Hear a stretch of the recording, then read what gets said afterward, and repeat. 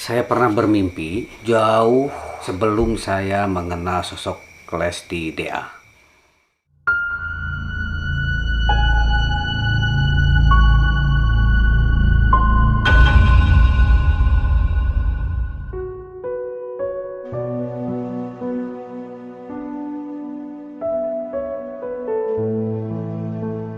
Assalamualaikum warahmatullahi wabarakatuh. Sahabat Sanekala, kali ini kita akan mengungkap kesaksian dari guru pembimbing Lesti DA tentang mimpi sebelum Lesti menjadi artis terkenal. Jangan lupa sebelumnya untuk subscribe, like, komen, dan bagikan. Setiap manusia pasti pernah mengalami mimpi. Mimpi bisa menyenangkan, menakutkan, membuat frustasi, menenangkan, membosankan, atau benar-benar aneh. Setiap malam manusia diperkirakan bisa bermimpi dari 1 hingga 5 atau 6 mimpi. Namun hal itu tergantung pada beberapa lama Anda tidur dan berapa banyak siklus rapid eye movement. Satu konsep yang diterima secara umum ialah bahwa bermimpi adalah proses yang sangat emosional dari amigdala atau pusat emosional di otak yang aktif selama tidur. Jika Anda pernah terbangun dari mimpi yang sangat meresahkan atau aneh, mungkin Anda bertanya-tanya, mengapa bisa memimpikan hal-hal itu? Banyak tafsir mimpi yang berusaha menjelaskan makna yang terkandung dalam mimpi. Meski begitu, tafsir mimpi dalam Islam sudah menjadi penguak rahasia sejak zaman Nabi. Tak jarang para nabi menerima petunjuk dari Allah Subhanahu wa Ta'ala melalui mimpi. Namun begitu, jangan sampai mimpi membuat kita menjadi percaya tahayul, sebab ada juga mimpi yang berasal dari setan dan jin. Lalu bagaimanakah tafsir mimpi dalam Islam sebenarnya? Tonton videonya sampai selesai. Tafsir mimpi termasuk disiplin ilmu pengetahuan yang paling sulit dipelajari jika dibandingkan dengan ilmu-ilmu lain. Sebab tidak semua mimpi bisa ditafsirkan dan tidak semua orang berkompeten untuk bisa menafsirkan arti sebuah mimpi sebenarnya. Nabi Muhammad mengelompokkan jenis mimpi menjadi 3 bagian. Hal ini berdasarkan dalam salah satu hadis. Beliau bersabda, mimpi itu ada 3. Mimpi baik yang merupakan kabar gembira dari Allah. Mimpi karena bawaan pikiran seseorang atau ketika terjaga. Mimpi menyedihkan yang datang dari setan. Jika kalian mimpi sesuatu yang tak kalian senangi, maka jangan kalian ceritakan pada siapapun. Berdirilah dan salatlah. Hadis riwayat Muslim. Berdasarkan hadis dipahami bahwa tidak semua mimpi yang dialami dapat dijadikan sebagai petunjuk. Lantaran ada kemungkinan mimpi yang dialami bukan berasal dari Allah, tapi karena bisikan setan atau tersibukannya kita dalam memikirkan suatu objek tertentu hingga objek itu terbawa dalam mimpi. Tafsir mimpi yang dapat dijadikan pijakan atau petunjuk ialah betul-betul berasal dari petunjuk Allah Subhanahu wa Ta'ala. Dalam kitab suci Al-Quran disampaikan, bagi mereka berita gembira dalam kehidupan dunia dan di akhirat. Quran Surat Yunus ayat 64. Berita gembira dalam ayat ialah mimpi baik yang dialami oleh seorang muslim, yang kemudian dijelaskan pula dalam hadis Nabi Shallallahu Alaihi Wasallam. Yang dimaksud kegembiraan dalam ayat di atas adalah mimpi yang baik yang terlihat oleh orang muslim atau yang diperlihatkan padanya. Hadis riwayat Ibnu Majah. Contoh mimpi yang datang dari Allah Subhanahu wa Ta'ala.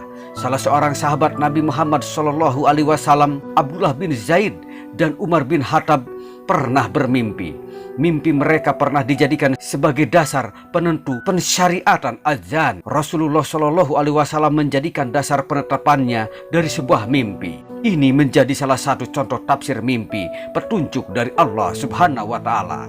Mimpi yang dinilai bukan berasal dari bisikan setan, salah satunya dengan menandai waktu terjadinya mimpi tersebut. Bila mimpi terjadi pada dini hari atau saat waktu sahur, maka kemungkinan besar mimpi itu adalah mimpi yang benar dan dapat ditafsirkan. Sedangkan mimpi yang dianggap berasal dari bisikan setan adalah mimpi yang terjadi pada awal-awal malam atau saat petang. Ketentuan ini seperti yang dijabarkan oleh Ibnu Al-Jauzi. Mimpi yang paling benar adalah di waktu sahur, sebab waktu tersebut adalah waktu turunnya isyarat ketuhanan, dekat dengan rahmat dan ampunan, serta waktu diamnya setan. Kebalikannya adalah mimpi di waktu petang, awal waktu malam. Ibnu Qayyim Al-Jauziyah, Madari Al-Salikin, Juz 1 halaman 76.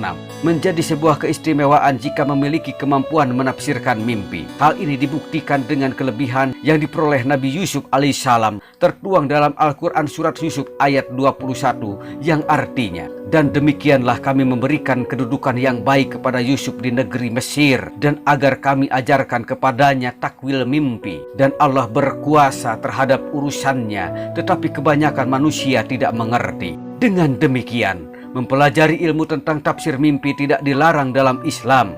Bahkan oleh sebagian ulama, ilmu tafsir mimpi dimasukkan dalam kategori ilmu syariat. Salah satu yang berpandangan demikian ialah antropolog terkemuka Muslim Ibnu Khaldun. Berikut pandangannya tentang ilmu tafsir mimpi. Ilmu tafsir mimpi, ilmu ini merupakan bagian dari ilmu syariat dan merupakan ilmu yang baru dalam agama. Tak kala ilmu-ilmu dijadikan sebuah pekerjaan dan manusia menuliskan tentang ilmu. Sedangkan mimpi dan tafsir mimpi sebenarnya telah wujud di zaman salaf atau terdahulu. Seperti halnya juga wujud di zaman halaf atau masa kini. Muqaddimah Ibnu Khaldun halaman 288. Berikut kesaksian dari sebuah mimpi yang pernah dialami oleh admin YouTube Sanekala, pembimbing spiritual tim sukses dari Lesti DA. Jauh beberapa tahun sebelum Lesti menjadi artis terkenal, kebenaran sesungguhnya kita kembalikan kepada Maha Pencipta. Saya pernah bermimpi jauh sebelum saya mengenal sosok Lesti DA. Dalam mimpi tersebut, saya berjalan ke sebuah turunan jalan raya. Di jalan tersebut, saya dihadang oleh 2 harimau. Setelah saya berhenti, tiba-tiba ada suara yang tidak tahu siapa yang berkata. Kalau orang Sunda bilang suara tanpa tinggalan atau suara tanpa ada sosok manusianya, mengatakan bahwa saya diangkat putra oleh Ibu Ratu, dan katanya bahwa saya mempunyai adik perempuan yang akan dipertemukan di dunia secara dohir, secara nyata. Sosok dari adik saya, adik perempuan tersebut, sampai saat ini terbayang wajahnya seperti apa. Tetapi sampai saat ini juga saya belum bertemu dengan gambaran yang diperlihatkan oleh suara tersebut tentang adik saya. Dan dia berkata, dampingilah adik kamu itu lahir dan batin, karena adik kamu itu akan mengguncang dunia dan akan terkenal di dunia. Jangan kau lepaskan secara kebatinan, karena kalau kau lepaskan secara kebatinan maka dia akan hancur. Seperti itu. Wallahu a'lam bil murad. Sampai saat ini saya belum bertemu dengan wajah yang diperlihatkan dalam mimpi tersebut. Tetapi secara feeling saya sudah menemukan sosok itu yang saya dampingi, yang saya bimbing, yang saya arahkan baik secara spiritual, keahlian, pengalaman, dan perjalanan dalam menempuh sebuah karir.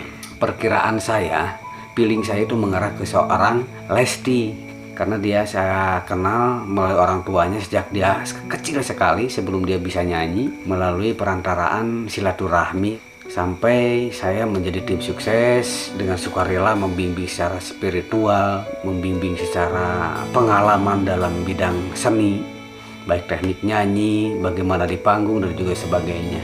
Tetapi yang menjadi ganjalan, wajah Lesti itu tidak seperti yang di dalam benak pemikiran mimpi saya itu. Saya juga bertanya, selain Lesti apakah ada lagi yang akan booming seperti dia? Karena wajah dari mimpi tersebut tidak menggambarkan seorang Lesti, tetapi karakter dan ciri-ciri digambarkan oleh Lesti. Mungkin ada calon-calon berikutnya yang akan menggemparkan dunia seni, dunia hiburan, ataupun yang lainnya. Dan mimpi itu mengarah ke situs Gunung Angkat 7. Sebenarnya mimpinya panjang sekali, sampai saya dibawa ke pantai selatan dan diberi tunjuk dan arahan harus seperti apa dalam membimbing adik saya tersebut. Wallahu a'lam menjadi misteri.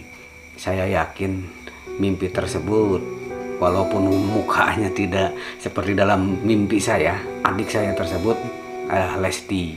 Tetapi saya yakin juga akan ada penerusnya selain dari Lesti. Itu hanya sebuah mimpi, hanya sebuah gambaran secara global. Mudah-mudahan masih ada generasi kita yang sanggup membawa nama baik daerah. Itu hanya sebuah mimpi yang menjadi gambaran dan juga ilmu tersendiri, dan mudah-mudahan ada manfaatnya.